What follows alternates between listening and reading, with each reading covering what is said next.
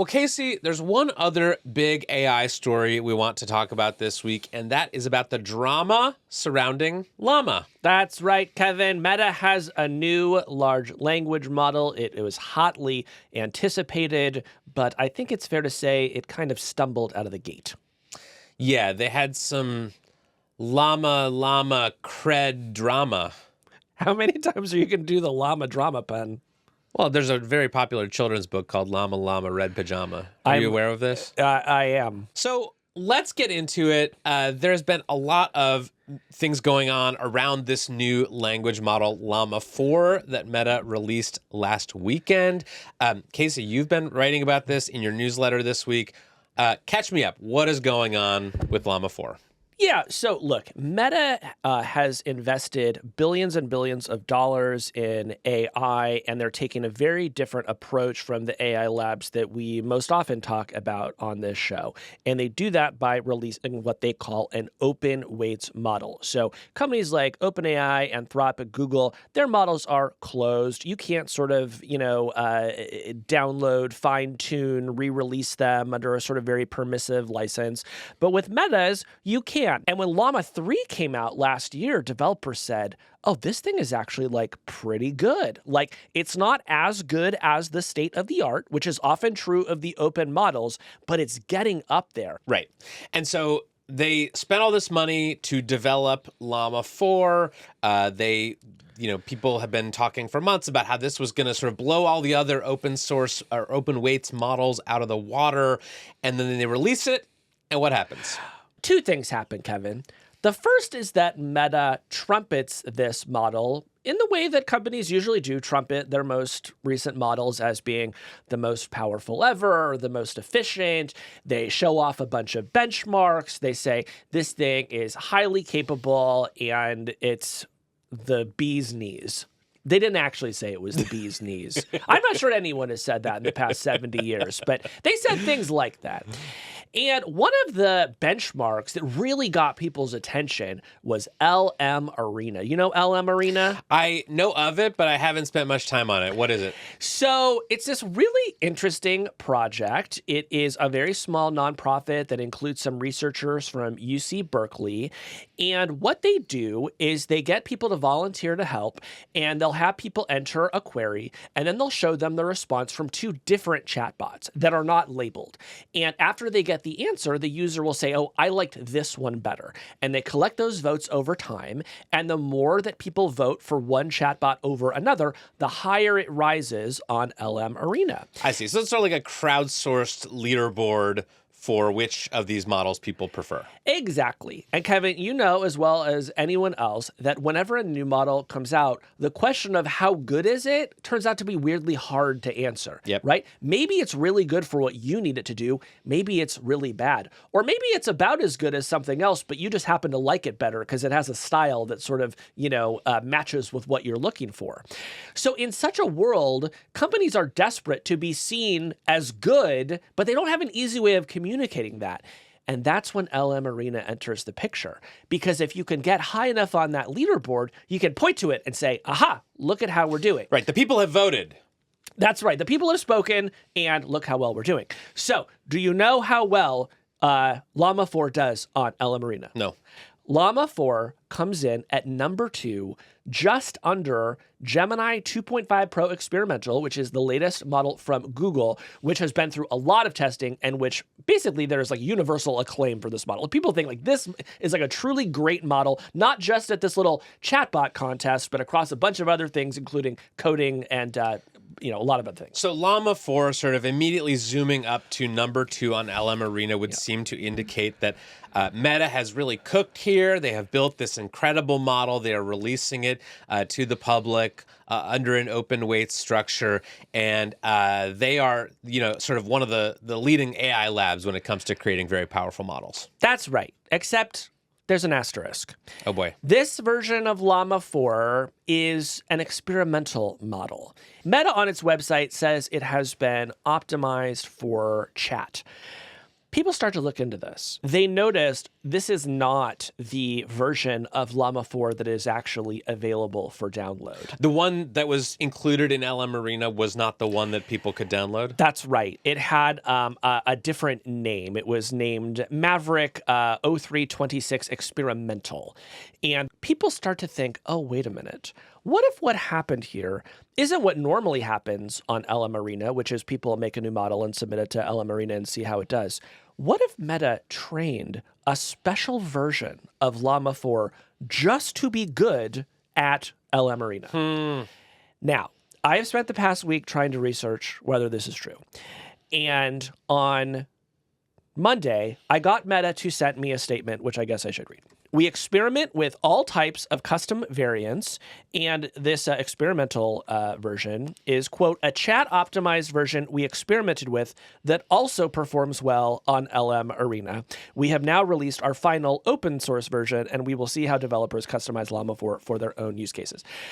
So this was really interesting to me because when they say, well, it also performs well on LM Arena, it suggests that, well, maybe they just made 15 of these models and they were just like, oh, look, this one happens to do well on LM Arena.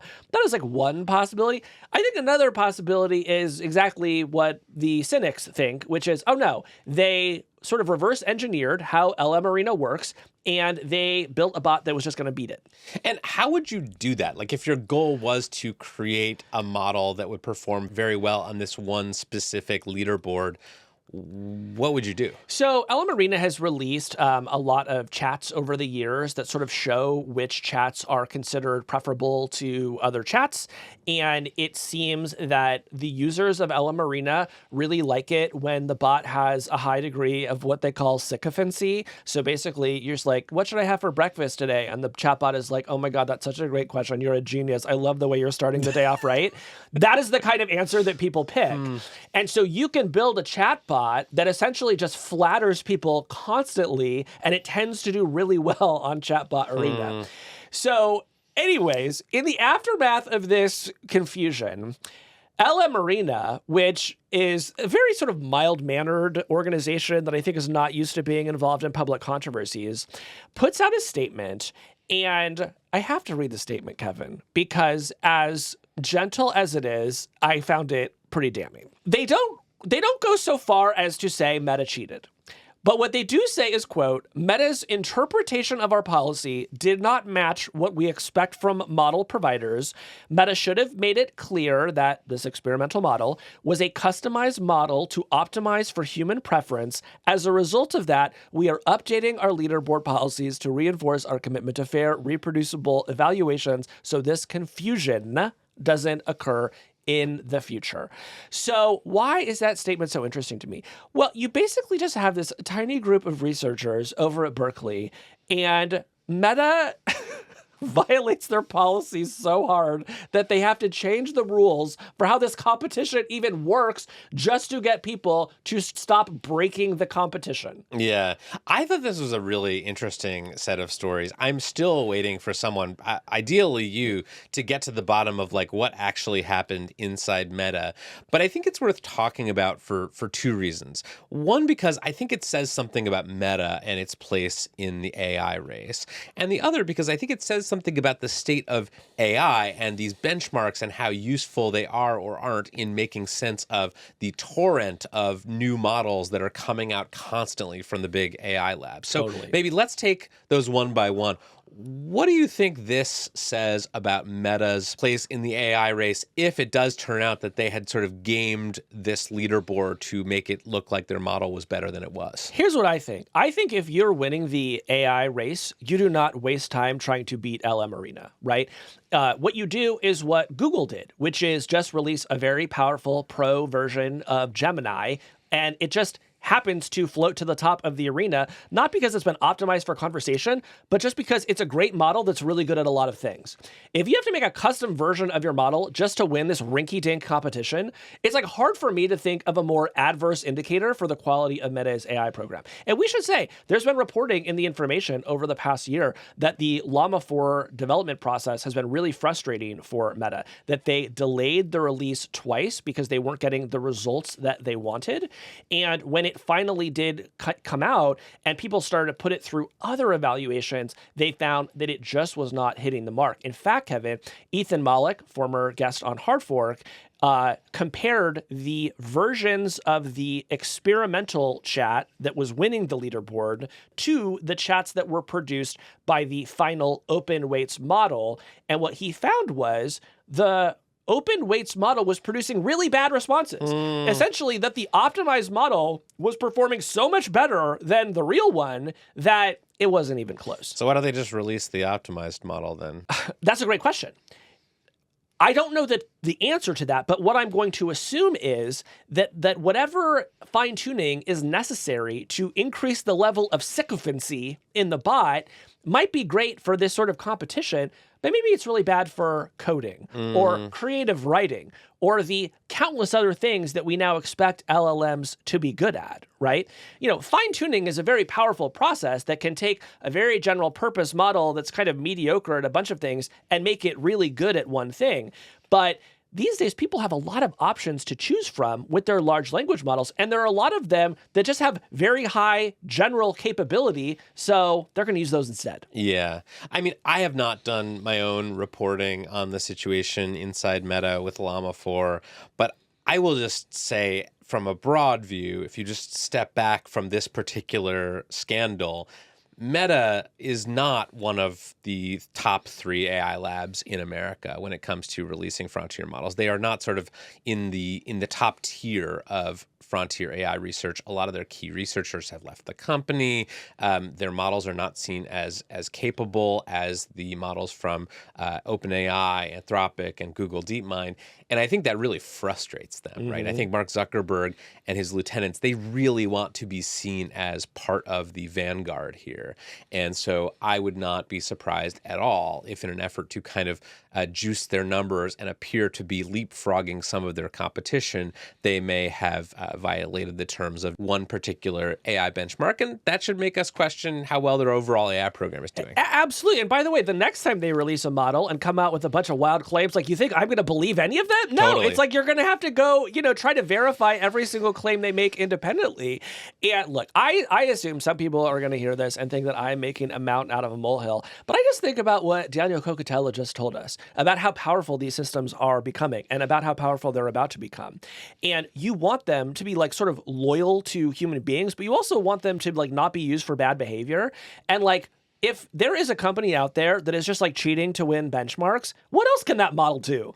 I don't want that to happen. Right. So even though this may seem like a small thing, I think it matters that we have companies building AI systems where we have some level of trust in those companies, where we believe they have some amount of integrity when it comes to how they operate. And so this was a moment where I thought, wow, my trust in Meta as an AI company has just been dramatically reduced. Yeah, so the meta of it all aside, I think this does actually raise a really important question about the broader AI industry, which is the value of benchmarks in general. Yeah. Because one thing that I've heard from AI researchers over the past year or two is that these benchmarks, these tests that are given to these models to figure out how intelligent they are, they all have some flaw built into them, right? There's this issue of data contamination, which is what if some of the answers on these tests are being fed into these models during their training process so that you're really not getting a sense of how capable the model is. They're just kind of regurgitating these answers that they've sort of seen already.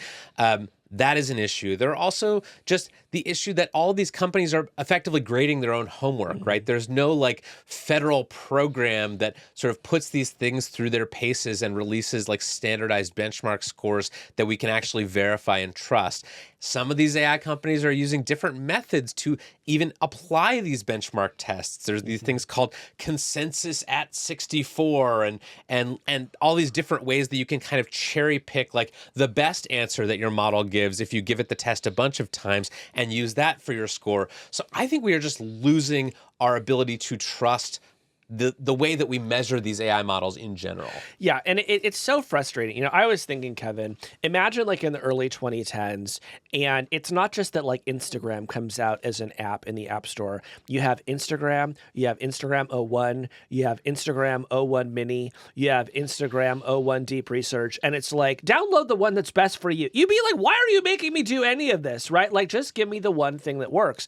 And while every AI lab is trying to realize that, in the meantime, they are just, we're living through this Cambrian explosion of large language models. And on one hand, I think that makes it really important for there to be benchmarks so that we can look at a glance to have a basic sense of, is this thing even worth my time?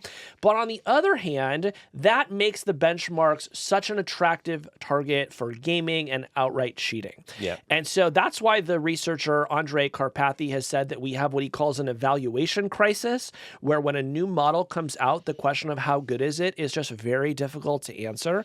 I've been wondering what we can do as journalists to try to answer those questions better. Like, is this a place for journalists to actually say, okay, new model came out, we're going to have our own custom set of evaluations. Maybe we're going to keep those private in some way to prevent them from being gamed. But what solutions do you see here to this crisis? At the risk of scooping myself here, I will disclose that I am actually starting to work on my own benchmark, because I think that part of how we are going to make sense of these AI models is that people will just start developing their own set of tests to give to new models, not necessarily to determine like their overall intelligence, but to determine how good they are at the things we care about. You know, personally, I don't care much if an AI model is getting a 97% on the graduate level physics exam or a 93%, right? That does not make a huge difference in my life. Because it's still higher than you're going to get. Exactly. And I am not a graduate level physics researcher. So I might care more about whether a model is good at creative writing or not. And I might want a battery of tests to determine that. And so I think that as these things become more critical in people's lives and work, we will start seeing these more personalized tests and evaluations that actually measure if the models are good at the things that we care about. Yeah. What do you think? Yeah, I think that's a great point. And after you told me that you were going to do this, I sort of started to scheme and thought, you know, I want my own benchmarks too, because there are, I don't know, I'm sure I can come up with a list of like 10 things that I wish AI could do for me today that it still can't. And so maybe it's time that I should start scenario planning. What's one of your tests that you want to give AI models to determine if they're capable or not? Well, like for example, you know, I have a newsletter that has customer service issues. People email us. They say, "Oh my gosh, can I change my email address?" People I'm say having the trouble with that." writing in this is so bad. No, people love the writing. That's all I hear about the writing. People are saying, are humanists writing this? That's insane. But I would love to be able to automate some of that, you know, make it easier for people. So, oh, you need to download your invoice, which is a question when we get a lot. It's like, okay, yes, actually, we're just going to sort of handle that in an automated way. So that's like just like one very easy thing. And, you know, if you're thinking, oh, Casey, I actually have a product that can already do that for you, please don't email me. It can't. I've been through this. Can I tell you one of the things that I want to test AI on? Yeah. So as you know, I just moved into a new house. And so as a result, I have spent like between a third and half of my waking hours over the last few weeks thinking about hanging pictures. Hanging pictures is one of my least favorite tasks in the world. You have to do math. You have to, you know, bring out the laser level. I mean, it's a huge process. The golden ratio. Yes. And I would love for an AI system to be able to hang pictures for me. That's beautiful. And as soon as that happens, to me, that's AGI. Now, would that involve a robot? Probably, yeah. Okay. So we got to make some progress before we get there. But Okay, if you're listening to this benchmark. and you're working at one of these robotics companies, get on it.